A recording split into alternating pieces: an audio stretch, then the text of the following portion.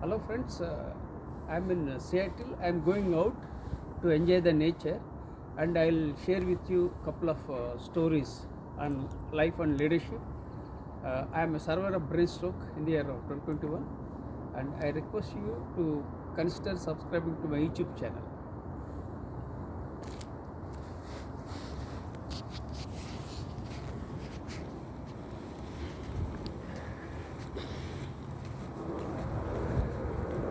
Yeah, slightly. Correct. Yeah.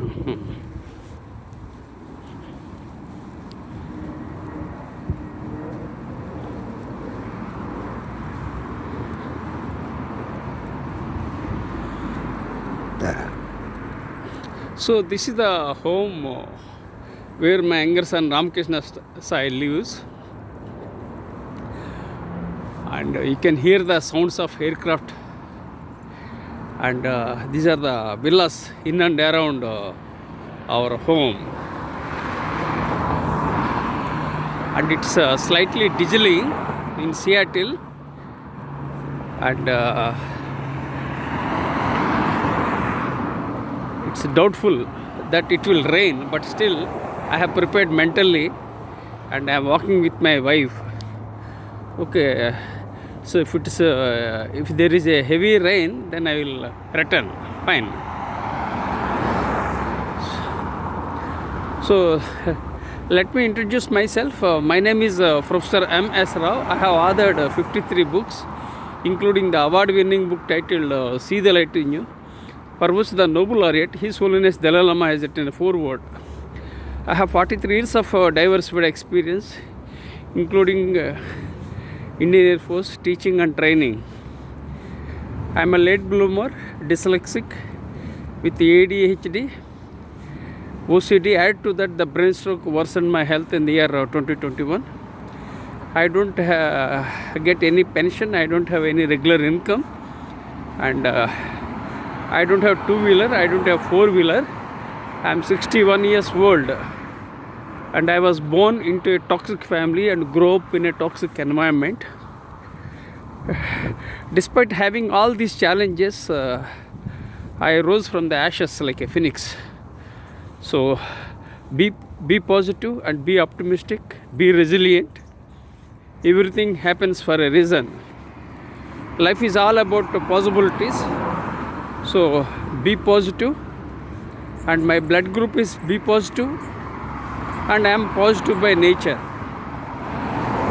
So this is briefly about my introduction. Now I will share with you certain aspects of life and leadership. So first I will share with you the story of Seattle. Seattle is a beautiful city, and it's more expensive than Dallas, and it is lesser expensive than New York. And the weather is very drastic in Seattle. Sometimes it rains, sometimes it drizzles, sometimes it's foggy, sometimes it is sunny. So here weather is unpredictable. But overall, Seattle is a very beautiful city, and people of Seattle are very warm and friendly, and they embrace diversity, and they respect LGBT, and it's a very beautiful city.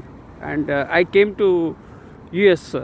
I came from India to Seattle for the first time with my wife, and so I'm enjoying my movements in Seattle right now.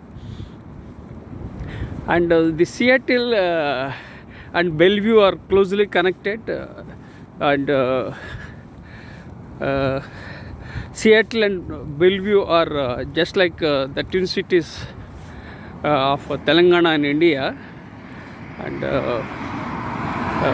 Seattle is noted for entrepreneurship, and there are some companies they are doing good, like Boeing, Alaska Airlines, Costco, Microsoft, Amazon, Starbucks, Northstrom, to name a few. And there are so many startups. So this is briefly about Seattle. And now we are into fall season. And 1 month back, I saw beautiful places with flowers on the trees. Now there are no more flowers. Now we are entering into winter, and you can see the clouds, and I think there will be snow in winter. So I don't think I'll go for a walk in the winter. But as far as my health permits, and as far as the weather favors, my wife and I will go for a walk. So this is about monsoon and the people and companies. And when I look at these companies, Jeff Bezos started from a garage, and he started books, and he ventured into a couple of companies, and he is one of the billionaires in the world.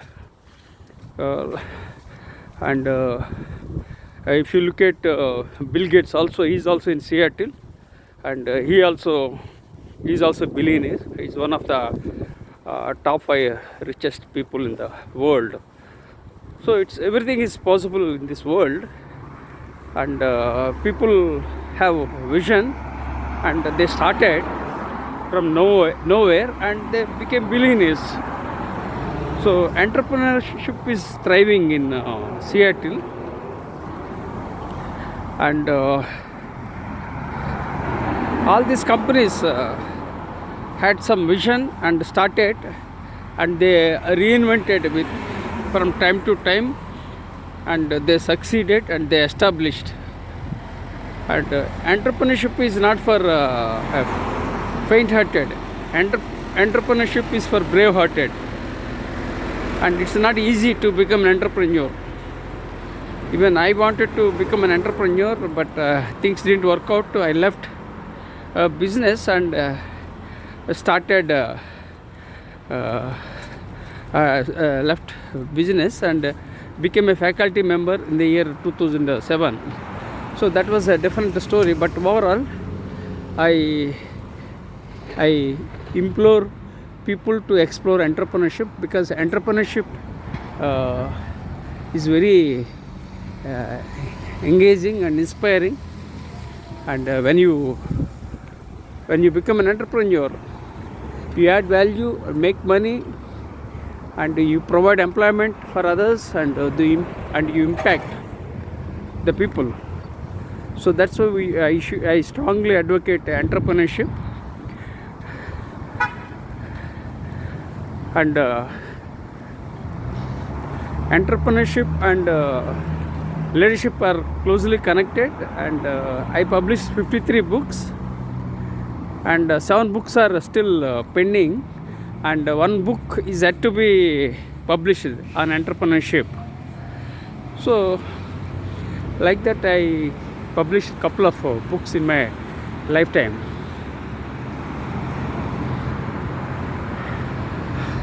So right now I'm standing for the clearance. This is a Seattle supermarket, and this is the junction, and I'm waiting for the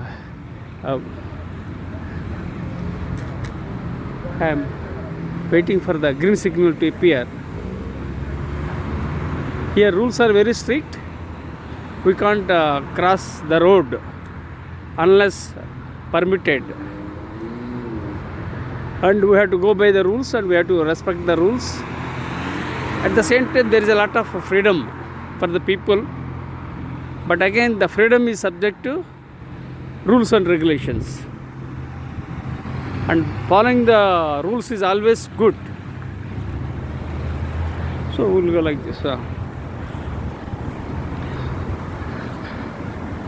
So this is briefly about entrepreneurship, and people want to become entrepreneurs, but everybody can't become, because there are so many aspects involved in entrepreneurship.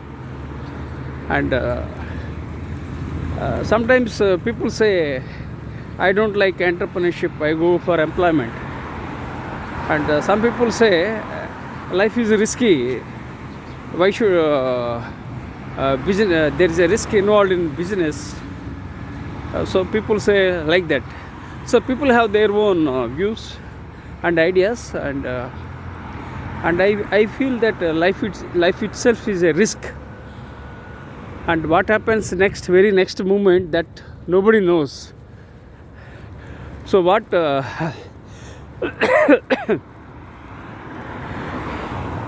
what happens next, that no one can predict.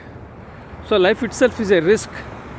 So, and again, not to take a risk is also a risk. So you have to take a risk. Only when you risk, you will be able to grow. Of course, you fail, but again, there is adrenaline rush, and you can explore entrepreneurship, and life is a challenge, and life itself is a risk, and entrepreneurship is riskier, because where people are involved apart from in the individual, so you have to manage stakeholders, so lots of ups and downs. So entrepreneurship involves ups and downs. You have to be resilient, you have to learn, you have to remove the misalignments, then again you have to align the things, and you have to lead. Then again there will be obstacles, then again you have to remove the barriers and obstacles, then again you have to move forward. Whether it's life or entrepreneurship, it's the same. So when you are passionate about doing something big, then you explore entrepreneurship. And let me caution you, everybody can't become an entrepreneur, and everybody can't become an Elon Musk. And when you look at leaders like Donald Trump and Elon Musk, they were close to bankruptcy, but they averted bankruptcy, and then again they gained traction, and they kept moving. Now Donald Trump became president, and then now he is the president-elect for USA. So life is like that, you have to take a risk. And second thing was that Elon Musk has 6 companies, and he has 10 children, and he has got 3 citizenships, and he is a kingmaker in United States of America. So you can understand that things are not easy, and it all depends upon various factors, especially luck factor, because people are resilient, people want to work hard, people have passion, so blah blah blah blah blah. At the end of the day, luck, fortune favors the brave, right? So you have to be brave-hearted, and you must be willing to take risk, and you have to learn and unlearn and relearn and keep moving forward. This is about entrepreneurship. So I have introduced myself, then I talked about Seattle story, that also that's also related to entrepreneurship. So these are the aspects I shared with you. Now I will talk about philosophy. As I said, I'll walk and talk. So why I do that is I do multiple activities. First thing is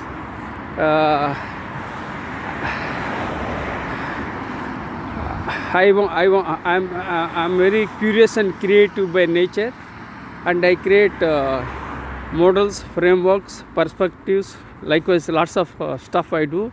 I'm 61 years old, and I'm an author and researcher. So because of these aspects, I want to impact humankind. So that's how I started. Then I wanted to create my own philosophy,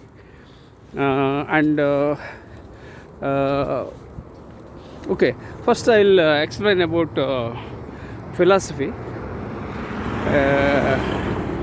I googled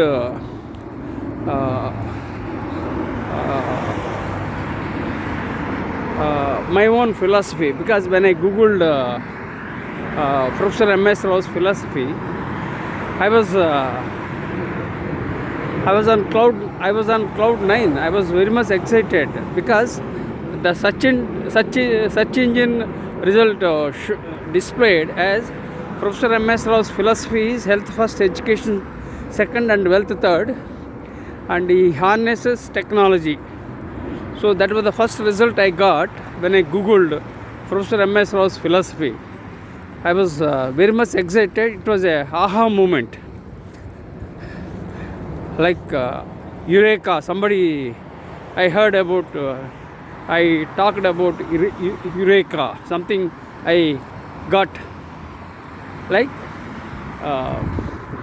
that. It was an aha moment. It was a Eureka moment, and I was on cloud 9 when I found my name when I googled Professor M.S. Rao's philosophy. So I was very happy and excited.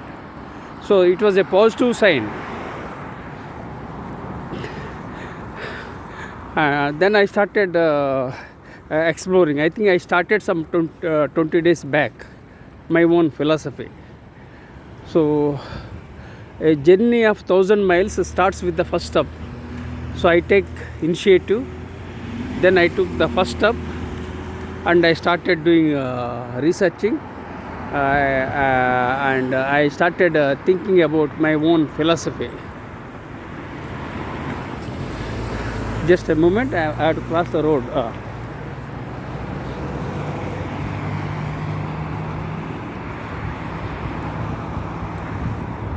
Just a moment. So I had to cross. Now I crossed the road. So when I googled Professor M.S. Rao's philosophy, then the first result was positive, and I was very excited. Then I searched on Google. Then I came across Socrates filter test. Then I already published a research paper on stoicism.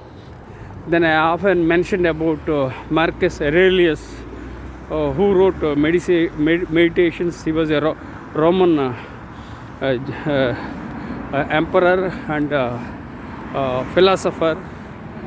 So then again I was moving further on search engine. Then again I found an article which was already published.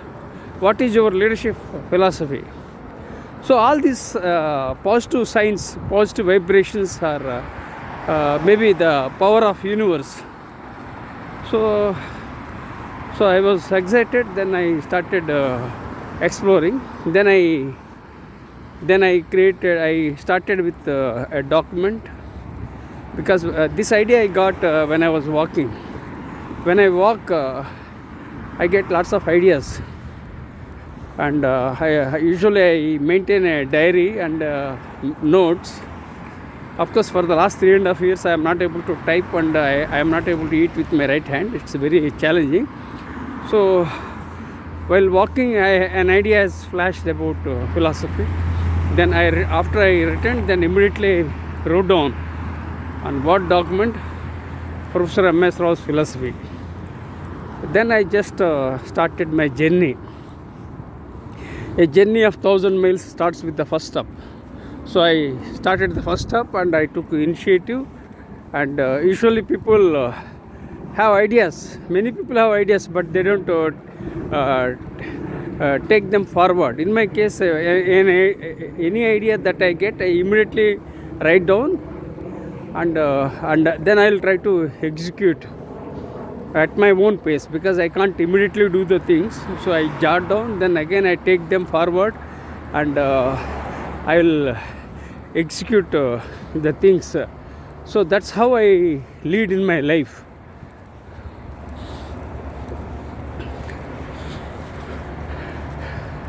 So just again one more junction is approaching, then accordingly I have to go. So we'll cross. We have to cross, and then I will share my story and the podcast. Just a moment.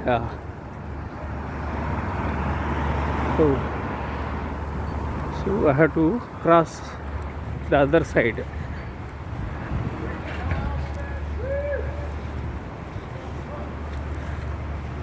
So just a moment.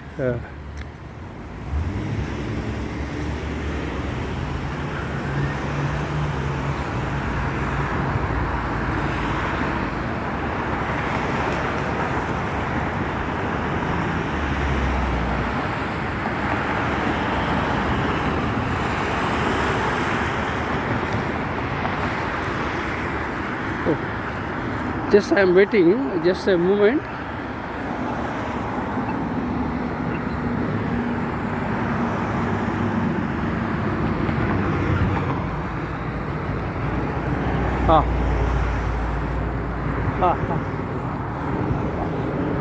Yeah, we got the green signal to walk.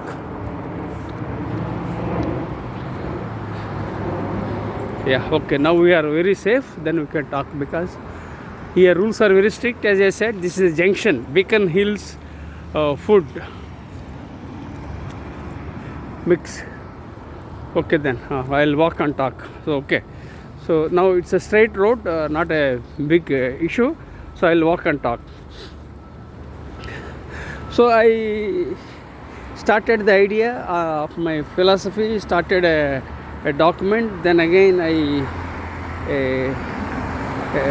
created my own philosophy, because I had picked up some words related to my personality, like universe, philosophy, then Socrates, attitude, gratitude, God,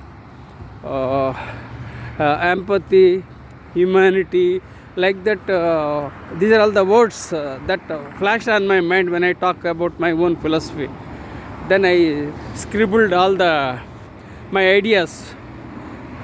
I am a product of my own ideas. I am a product of my 43 years of diverse experience. I am a product of 200 research papers. I am a product of more than 1000 articles. So all those things reflect in my personality. So then when I distilled the ideas and I have kept them, so I got a couple of I wrote a couple of words that are related to my personality, that resonate my personality. Then I started thinking. Then I started creating some templates. I started creating quotes of my philosophy. Then gradually I started. Then again I just wanted to explore who is Socrates. Then I came to know that Socrates is known as the father of philosophy. That was the main thing. So I didn't know that Socrates was known as the father of philosophy.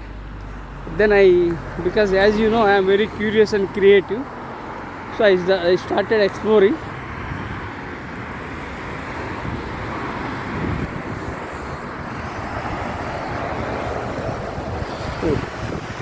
I started exploring. Yeah, because there was somebody. So I was. So, I'm walking on the trail, and I'm sharing my story. Okay. So I started requesting some templates and asking them to invite me to speak about my philosophy. Of course, I'm had to write my philosophy. Then then again I started my own philosophy from the perspective of education. Then I tentatively made it as educational philosophy, because I am passionate about education and learning, and I am passionate about education and students. I am passionate about acquiring knowledge and sharing my knowledge. So I started with philosophy because somewhere some idea has to flash. Then I created educational philosophy tentatively. Then I started researching about Socrates. Of course, I have already mentioned about Socrates in my educational institutions, and I shared about three filter test. Then I shared with students and the audiences of attitude. So these are all the stories I have shared already, because I am a storyteller and I am a researcher and author. So I do lots of things. So then again I started exploring types of philosophy like nihilism, stoicism, then skepticism. So like that some things are there. Then again I came to that I already published one research paper on stoicism. So I just explored about Marcus Aurelius, who wrote a book on titled Meditations. And then again in the education, I started today I have researched about pragmatism. Then again I started thinking practical education. So like that I started today I got a clarity of exploring from educational philosophy from the practical perspective. So like that I started doing, and I started daily I'm investing around an hour about my philosophy. And some 3 hours back I was interviewed by a host from Ireland, and he interviewed me about my life, leadership struggles. Then he talked about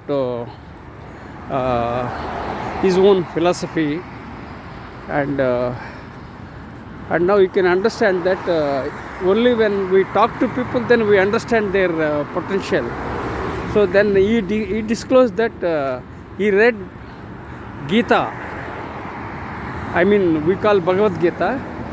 Then I told him that yes, I used to purchase Gita at discounted prices, and I gifted a couple of people in the gym and various places.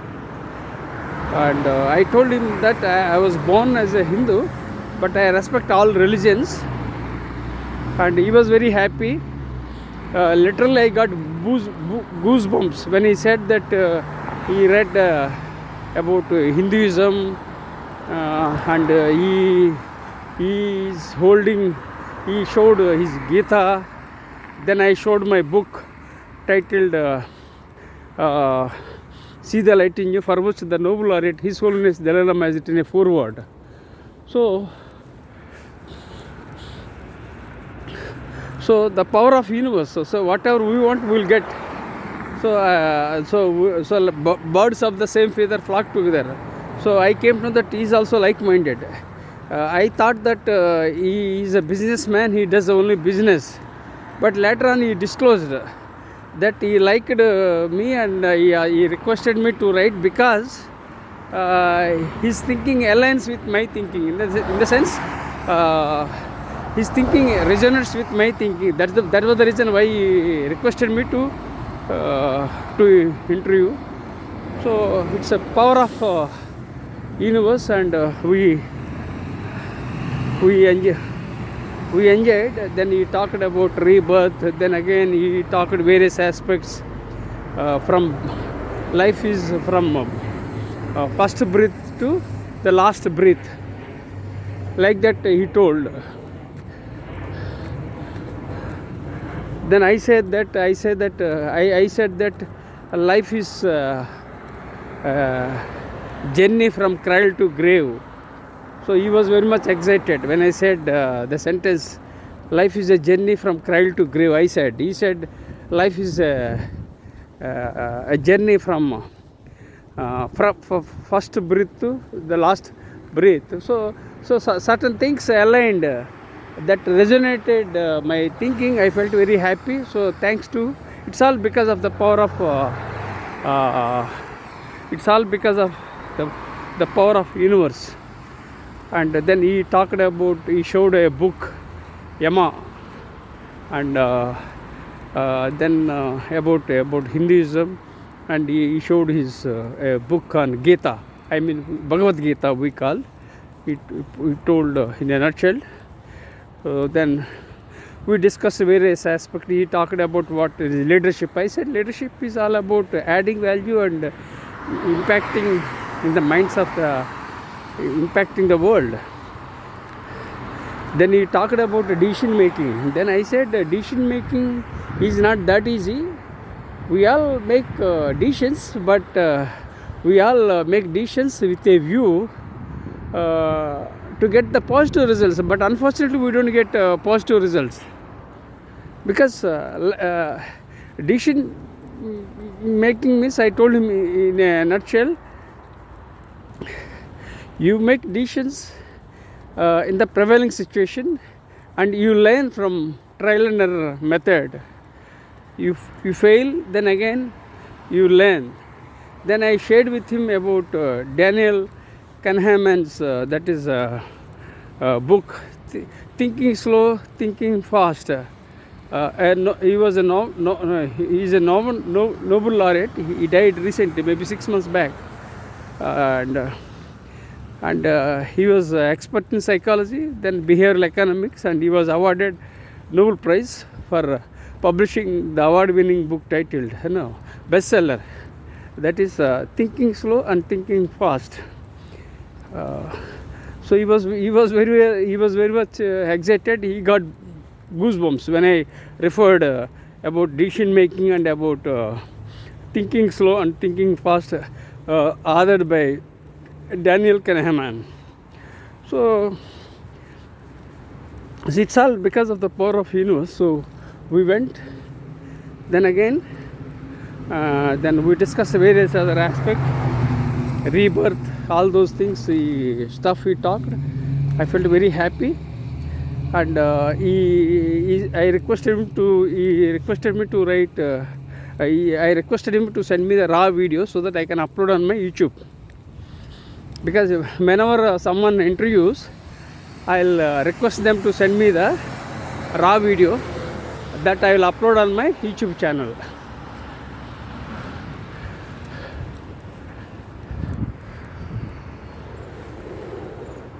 So this is the one. So let me take a break. So I never came this end, but I was daily I used to go a different route. Now I am making a full round.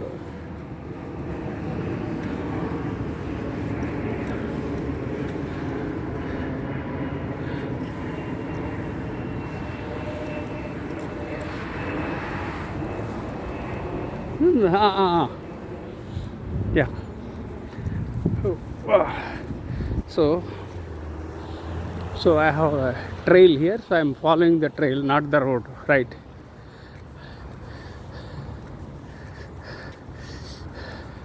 So let me complete, then I will talk. So climbing up is very difficult. Climbing down is very easy in life, but climbing up is very difficult. So you can succeed, But again, when you fail, it's very difficult. So I shared with him about the decision making. Then I told decision making means when you are I explained decision making from two perspectives. One is decision making under certainty.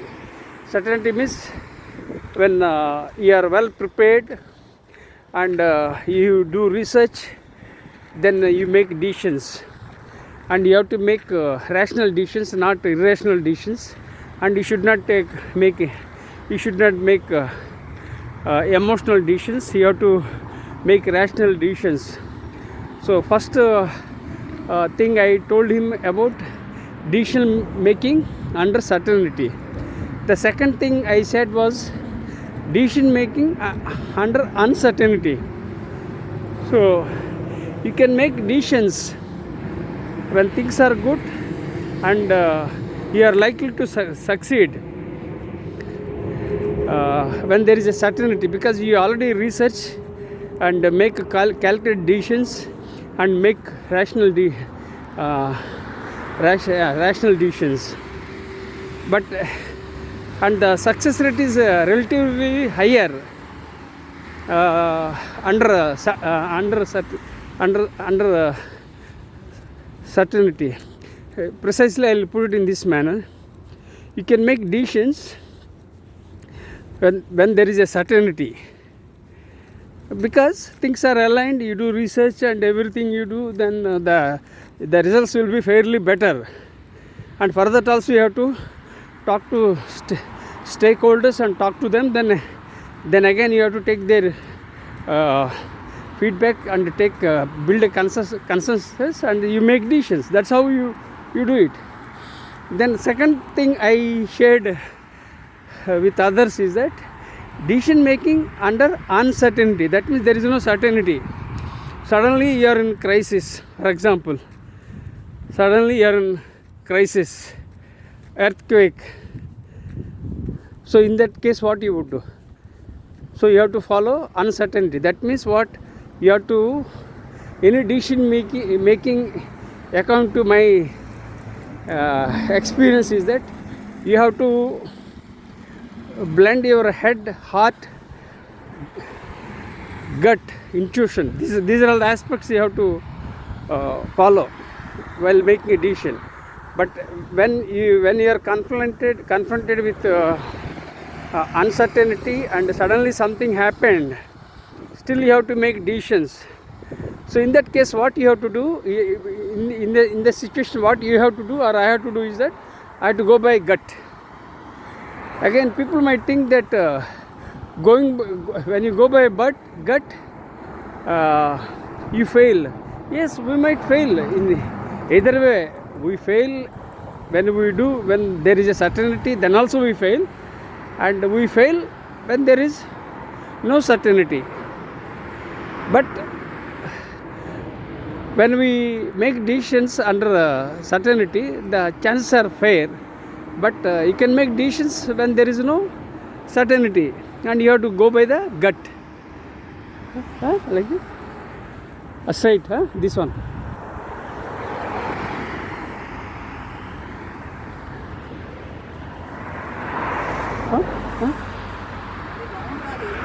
That's what. So we are, we will go around.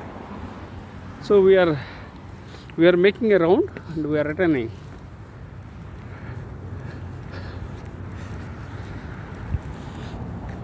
Okay, I'll start. So when there is no certainty, suddenly there is a crisis, you have to make decisions. Then what you do? You have to follow your gut. And there is no room for discussion. You have to make a decision. So you have to go by your gut. Gut means what? It's not overnight. I have 61 years of life, and I have diversified experience, and I leverage the power of subconscious mind. Then I make decisions through gut. So then we make decisions. Sometimes we succeed, sometimes we fail when we go by gut, but we have to go by gut, because when there is a crisis and there is no certainty at all. So this is related to decision making. So I explained two types of categories. Like that, there are lots of decision making aspects, and I'm very much interested about decision making, because mostly I failed in my life, so I burnt my fingers, so I am more experienced. I learned mostly from my experience, and mostly I learned from my failures, and I failed in many ways, but every moment I learned lessons and kept moving forward. I embraced failures, right? So that's how I did. So decision making is not an easy, and the results may not be fair, may be fair when the things are aligned and there is a certainty. But when there is no certainty, and then again you have to make decisions because of your gut, right? So these are all the aspects I shared with the interviewer. So lots of things I discussed with that person, host. He was very happy, and I think 4 times he and I had goosebumps. Usually in my life I never get goosebumps, but I think I discussed with him for 45 minutes to 1 hour, I don't remember, and actually we planned for 30 minutes, and again there was a technical problem, and the Zoom link was disconnected. Then again we started. That means I persevere, because I don't give up. I will never give up. I fight to the finish. That's my nature. So second time I became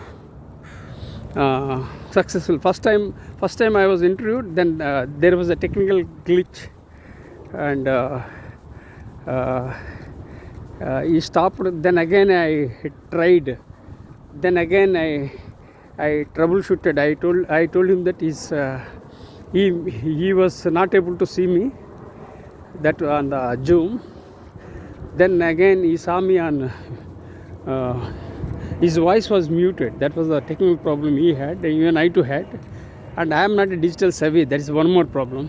But anyhow, we aligned, and finally we had interview for more than 30 minutes. I think around 40 minutes we discussed various aspects. We felt very happy, and I had goosebumps 4 times, and usually I don't get goosebumps. And why I got goosebumps was that I never thought that he will interview me about philosophy. I thought that he will interview me because he's a businessman. We will talk from business and various other aspects. So then again he disclosed that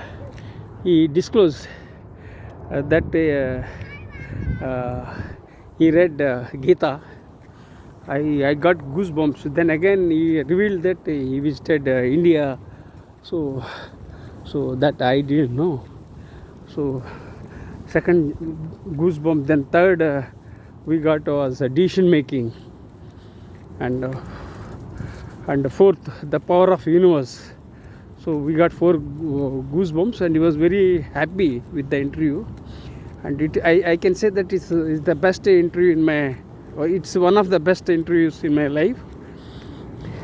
Basically because it is unpredictable idea, and predictable area, because I never explained. I never felt that I would be interviewed on philosophy. This is the first time I was interviewed on philosophy. So it was because of the power of the universe that it happened, and things aligned. Okay, fine. So this is how I enjoyed conversation with the host. He is from Ireland, and it morning 6 o'clock we went for the Zoom. Some technical problems we resolved. Then again we tried. Usually I don't give up. I will take things very seriously, and first time disconnected. Then again we started on a clean note. So somehow we succeeded. So I think I requested him to send me the raw video of our conversation, and I'll make it viral. That's one thing. So this is briefly about the interaction I had about my philosophy. So now I discussed with you, I introduced myself, then I discussed with you about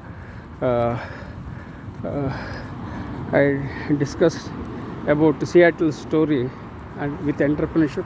Third, I discussed about philosophy, and the interview I had with the host morning 6 o'clock Seattle time. We got up and we did. So I am waiting for the raw video. Once I get the raw video, I'll upload it and share with networks. Right. So okay. Now I'll move to the next one. So first of all, let me share with you that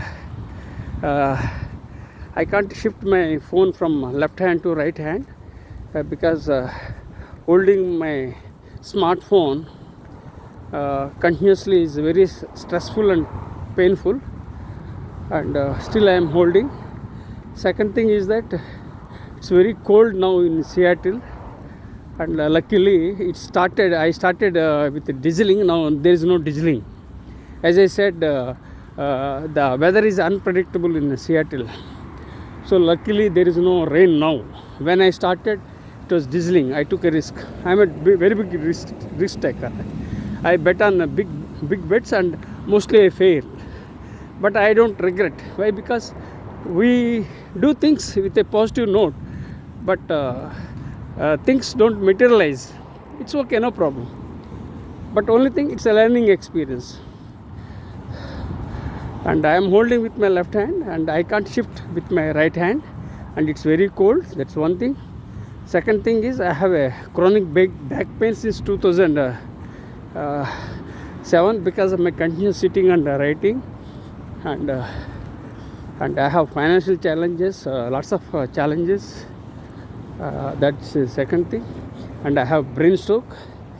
Then fourth aspect is that I have internal allergies. So still I am walking and talking. Why I am doing? So let me tell you the reason. Because I want to share my stories. That's one thing. I am a storyteller. I create my own stories and share them to make a difference and impact humankind. So I am a storyteller. That is one of the areas I mentioned. That is the reason I share my stories and I record them. Why I am recording? That's one more reason. Why? Because I am already 61. I want to record my memories so that in case if I am gone, if I am dead, at least my stories will be everlasting. So that was the reason why I am recording and uploading. And another challenge is that I upload only raw videos because I am not a tech savvy, and I am holding with my smartphone. So despite all these challenges, problems, still I am holding with my left hand, that too cold in Seattle. So you can imagine the kind of challenges I am having, and what can't be cured must be endured. That's one thing. Secondly, please empathize with me and consider subscribing to my YouTube channel.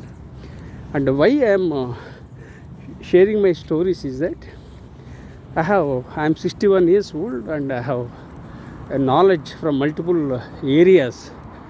So I am sharing my ideas and insights through storytelling.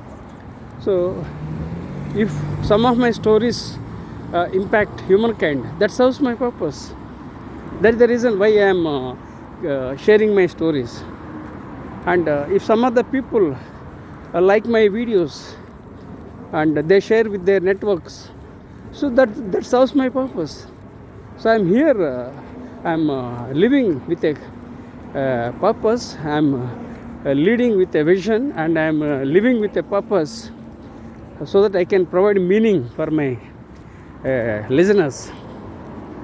So, or viewers, whatever it is. Since I am holding the video, means you can listen and you can view me also. So, two aspects. So, I am sharing my stories. So, please consider subscribing to my YouTube channel. I have 4 blogs and 3 YouTube channels. And I am passionate about acquiring my knowledge and sharing my knowledge. So, because of that passion, that keeps me driving despite having financial challenges, despite not having a two-wheeler, despite not having a regular, despite not having a pension, despite being betrayed by my own siblings. So these are all the challenges of my life I am sharing through storytelling. So now I'll switch over to my my brief outline, my life. I was born on October 31st. I was born on October 31st, 1963, in a tiny village in India, and I was born into a toxic family and grew up in a toxic environment, and for 18 years I was at home, and my childhood was chaotic, and there is no support for me. I could not enjoy my childhood, and it was very challenging. I had to support my father, who had a tea stall, and sometimes I would collect cash, sometimes I would prepare tea, sometimes I would clean the dishes, sometimes cleaning, sometimes I would prepare stuff. So lots of things I did, and my father was and my father was a litigant and disorganized and alcoholic and very challenging, and my mother is a disaster, and I was born into a toxic family. So you can imagine the kind of challenges I am having. Of course, we can't blame the destiny, because where I was born, that was not my decision. And but what we can do is that you can create your own destiny. Your life depends on your destiny. Your life depends in your hands. You can create your own destiny. Avoid whining, avoid criticizing, avoid condemning. So empathize and lead mindfully and ethically. So these are all the things. So at the age of 18, I left my parents. Then I joined Indian Air Force, and you can understand the life in military, very challenging. Initially I found it very difficult. I had a cultural shock, because I was born in a tiny village. That was a challenge. But I had a passion to wear uniform and serve my country, so I joined Indian Air Force and became an airman. And again, you might think that I was a commissioned officer, but the reality is that I served in the lowest rank of a corporal in the Indian Air Force for 12 years. So I joined Indian Air Force on 4th February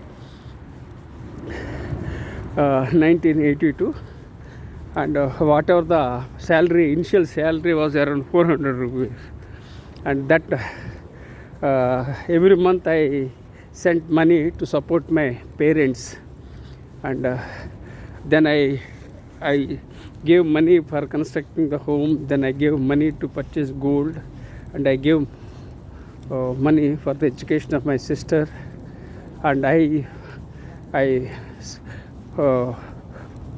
funded for the education of one of my friends, which I never took back.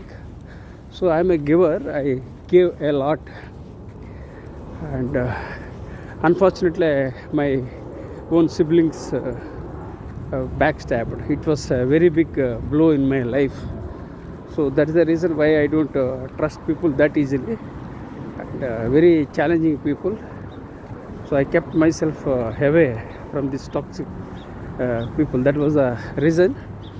And still they were asking me money, and I don't have any money.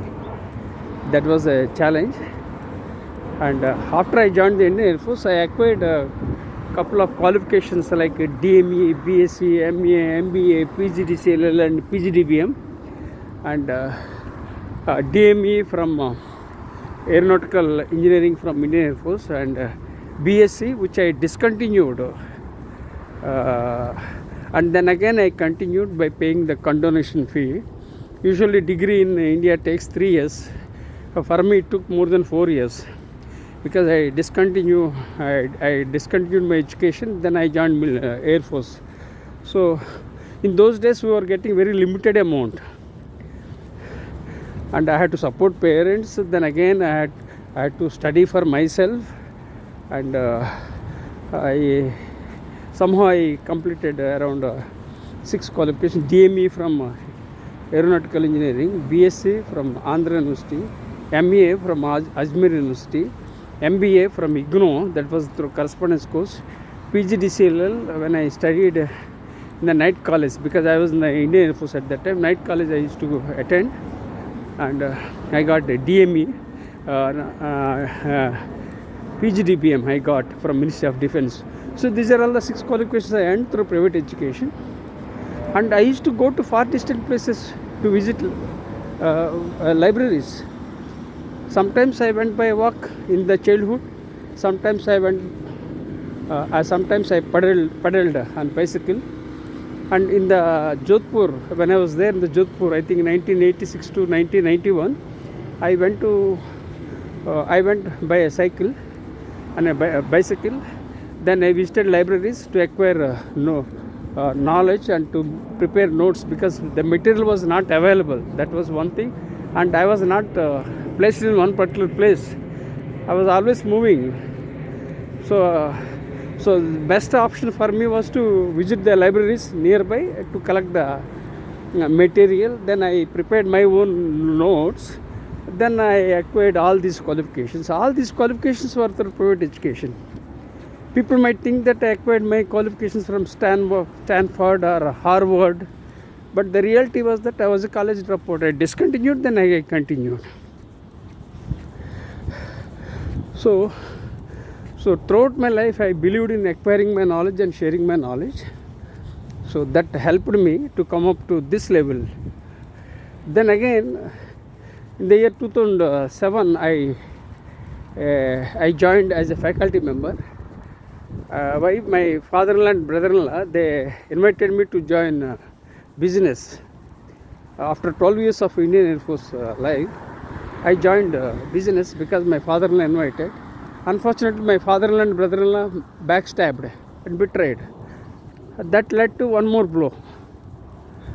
First blow was the toxic family. Second thing was betrayal by my own father-in-law and brother-in-law. 2.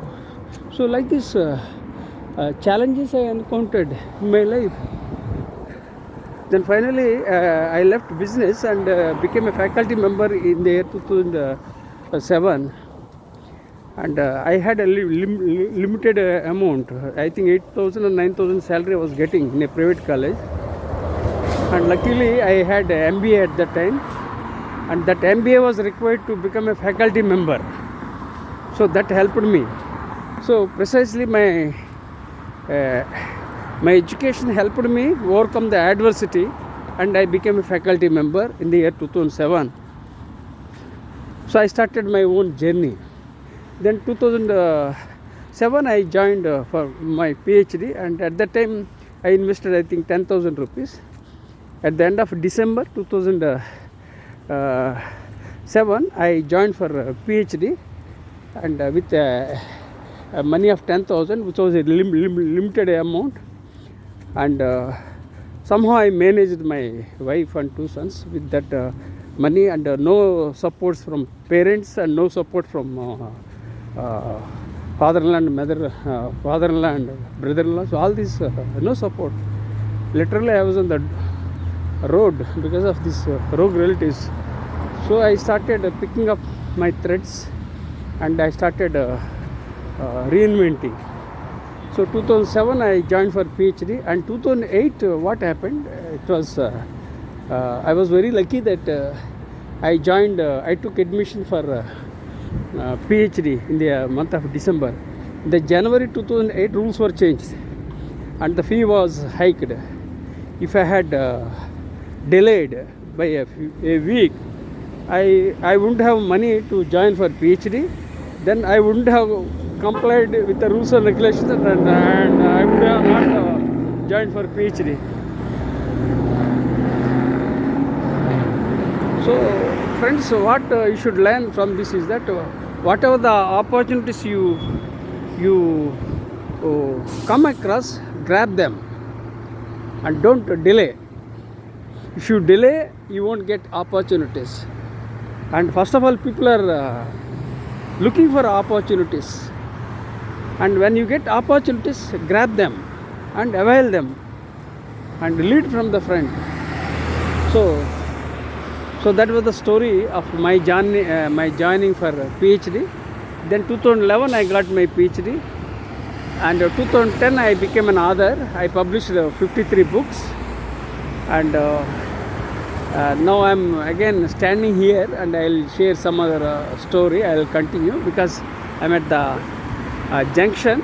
So once I get clearance to walk, then I will share my story.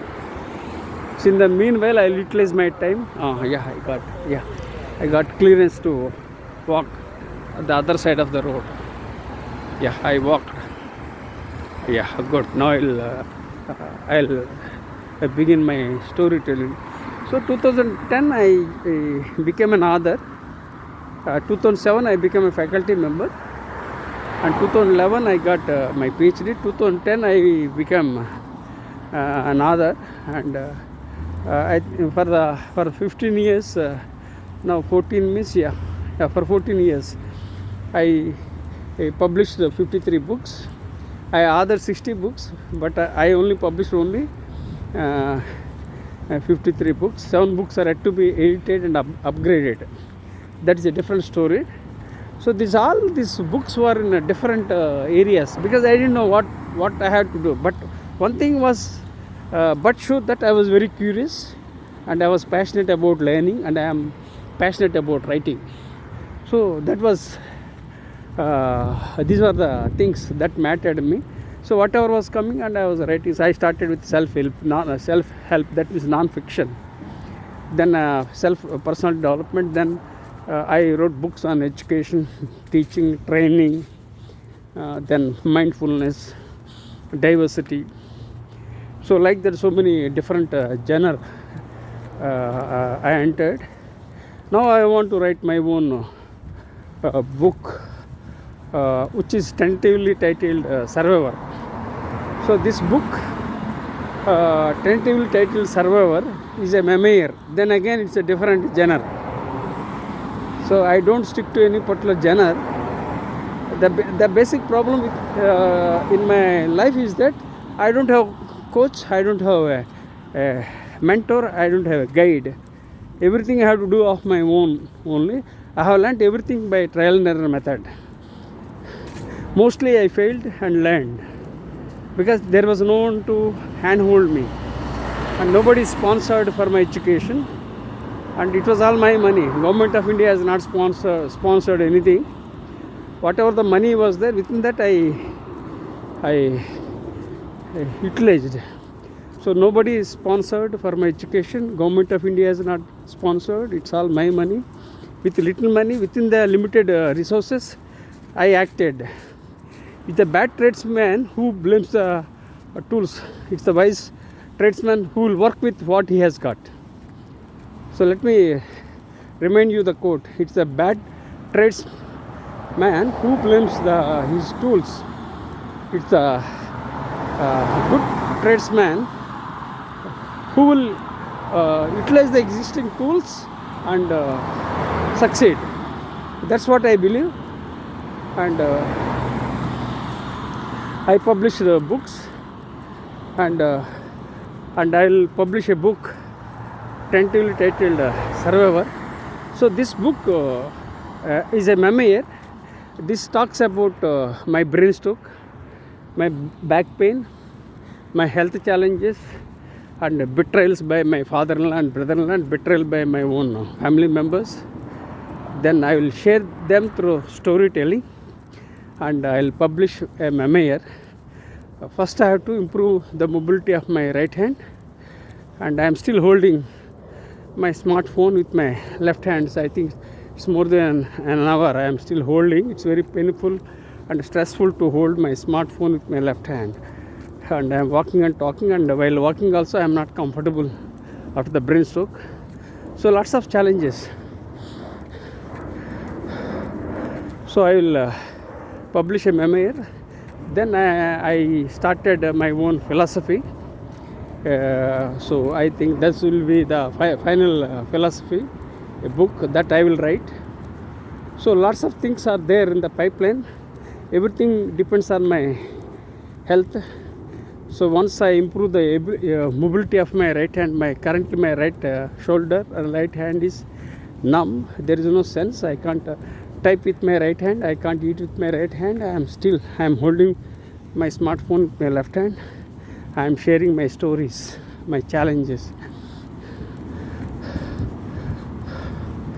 So friends, life is not easy.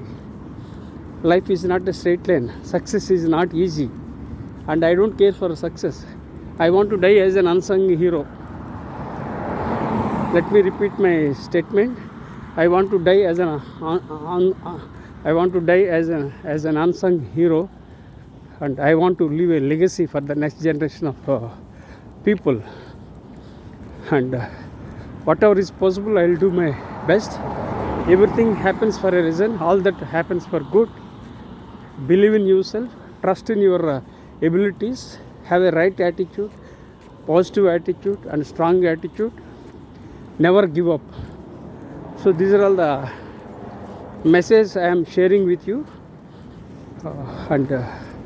so you can pick up some of my ideas which you like and share with your networks, because I am recording. What happens if I am gone? At least my memories and my ideas, insights, and my philosophy will last, and it becomes a timeless thing.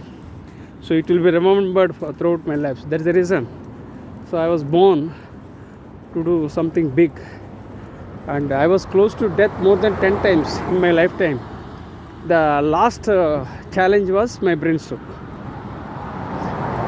Two challenges were very major challenges in my life. Was I had business challenges in 2007, and I had a brain stroke in the year 2021. This brain stroke was worse than my business challenges, because in business sometimes you succeed, sometimes you fail. That's a different story.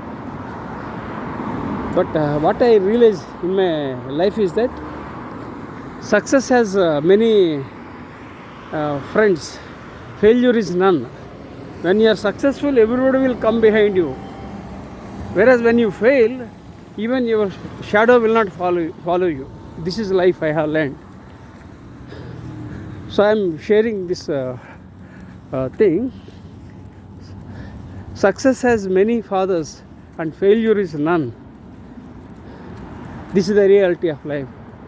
And when you are succeed, everybody will come flock around, and they will try to take credit, and they want to leverage my image and brand. But when I fail, nobody will come to me. Even when I failed, nobody came forward. And when you fail, even your shadow will not follow you. So be careful about life. This is the message I am sharing. Now I am reaching my home. It's 1 hour 10 minutes. So I am holding with my left hand. It's very stressful and painful. So what I would like to share with the world is that I was born with some purpose. So definitely I will do something. I will discover something big and impact humankind. And I build the next generation of leaders. This is the legacy I am leaving for the next generation of people. Here is the person who rose from the challenges, who embraced challenges, who embraced failures, who work, who underwent lots of betrayals, especially from my family members and brother-in-law and father-in-law. So all these challenges, despite all the challenges, I'm alive and I'm standing firmly on the ground. Of course, I have a problem with my right leg right now. So this is a life, and I request you to consider subscribing to my YouTube channel. So I don't want to strain myself because I am talking continuously for more than 1 hour now, and morning also I talked for more than 1 hour with the host. So understand the power of universe and enjoy the journey. Life is beautiful, life is amazing, life is a miracle, life is magic. Enjoy every moment of your life. And people waste 30% of their precious time by thinking about the past, which will never come back. People think too much about the future that won't come back. So learn to live in the present. Especially after the COVID, I realized how fragile the life is. Otherwise, before COVID, my perception was different. Now my perception has changed after the brain stroke, especially in view of my health challenges. So learn to live in the present, enjoy every moment of your life. So let me look at my face. So friends, if you like this story, I believe in creating stories and sharing my stories to make a difference and impact humankind. I believe in stories, and I am a storyteller. So please empathize with me. And here are the final messages. Emphasize empathy, emphasize humanity, be mindful, be ethical, be authentic, and lead from the front. Enjoy every moment of your life, and